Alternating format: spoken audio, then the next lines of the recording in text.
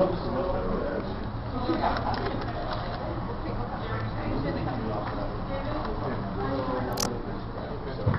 start with you, Rich, and just mention briefly what your focus is, and we'll go down each guy, and then as people start coming in, we'll just open it up, and you guys, we can just, sort of chat and hang out. So everyone knows each other anyway. So. Yeah,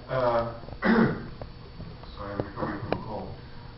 Yeah, I got involved in the party about 8-10 years ago. Just happened to go to a state convention. It was 2 miles from my house, apartment, and I was like, oh, what the heck? I just said, let me just see what they're all about, and drank the Kool-Aid pretty early, I guess. I eventually ended up serving as party secretary for 2 years, and have been and currently am the media director. I do the newsletter, press releases. I help pretty much all the campaigns to one extent or another with their message and media work. I've done some design flyers, that sort of thing. As Gardner mentioned about the working together, one thing in New Hampshire, the Liberty movement is, like most of it, it's kind of small, but there's also a lot of single issue groups. So while we're in agreement with Governors of New Hampshire, and we're in agreement with CNHT, which is the taxpayers group, and with the Center for Constitutional Studies, they're all libertarians on their issue. So there is actually a lot of opportunities to work together. We've actually, over the years, built a really way to coordinate. I mean, we make sure our events don't conflict with each other. We talk to each other. We try to get each other into other events as speakers. We support each other, which is, I always think, is very important. And that kind of led us on the strictly political action front. Michelle Dumas and I came up with the idea for the Liberty Alliance back in the summer of 2003. Something that was just purely, we're going to get involved in the political process, elections, legislation, that nonpartisan way. And that's been a big part of what I've been trying to do, getting people involved. Just the important thing is getting the issue forward. And while I am a partisan, I do realize that the important thing is, I don't care who's going to cut the taxes, I just want them cut.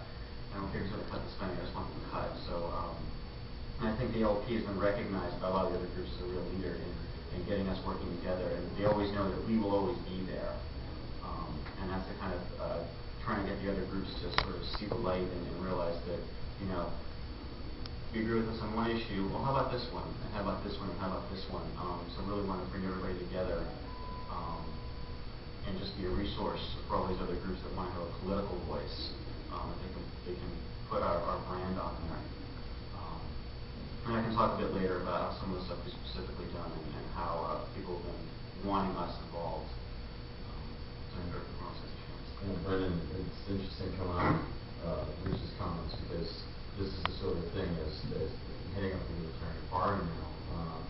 For so long, the Libertarian Party has been very, very small, isolated. And here in New Hampshire, I had a speech thing I was going to, and my thinking is, we've got this Free State project, which had brought this whole thing about coming about. And at the time when we first heard of this, I have to be perfectly honest, I was beginning to really think that the Libertarian Party in New Hampshire was not going to be viable, and the Libertarian Party nationally was not going to be viable. I was really on, whatever. And then we spent an awful lot of effort before the Free State project had chosen their state to make sure that New Hampshire was the state they chose. And that was all well and good, and we put a lot of energy into that, and I don't think we did anything to grow the party that we should have been doing, so we kind of got a lull thing. And in 2006, I was really thinking, I have to really find out what's going on. I've been voting Libertarian for 25 years, and I like their ideas, and we're going nowhere, and I really didn't know why. So I went to the 2006 National Convention, and that's when I discovered that they were in the process of making a change in the National Party. They were actually thinking about being a political party, which I didn't realize all those years that that they weren't doing that. They were just a debate society, we're right, you're wrong, and, we got our 1% and we're all happy. So, I mean, it seems very obvious to me that's, designed for failure. So, anyway, I got re-energized at that time thinking that, well, maybe they are really going to get serious. I'm not guaranteeing it national, but I thought locally, when you come back here, I wanted to see what's happening. And next thing I know, when I come back from that, I had this enthusiasm for making the party more inclusive. That was the big idea,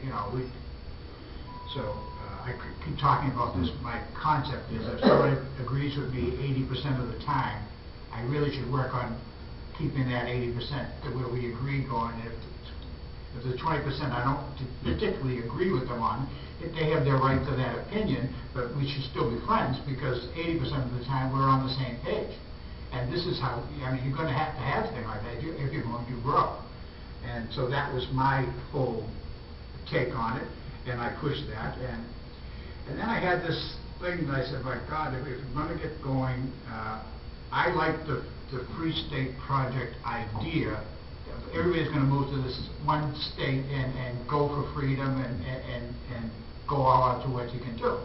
And the idea being that they were going to have people, run for every office they could find and move up through. And that to me seemed like the right way to do things. So I figured that maybe I better run for office.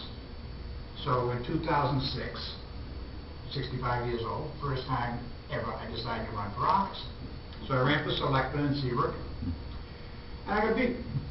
I was surprised I got beat because everybody told me I won the debate, but it turns out they couldn't vote for me because they didn't know it.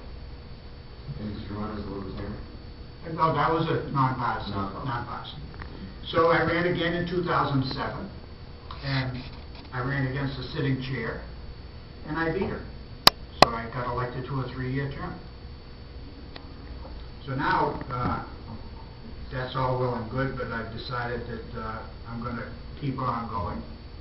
Because we've got this plan that we want to run libertarian candidates for every representative district, and we want to have somebody run for senator, governor, president, and all these things. So I've made the decision that next Tuesday, I'm going to be petitioning in Seabrook to get all our candidates on the ballot, and I'll need 150 signatures to get me on the ballot to run as a state rep as a libertarian. Right. So that's where I'm at right now, just to keep going, moving forward. All right. Now, I have a couple questions that I want to get to. Talking about being inclusive, that's one of the sticking points, but also working the other way and being, as Rich said, I think Rich had an excellent statement, we have a lot of friends who are libertarian on certain issues. We want to talk to Molly about that as well.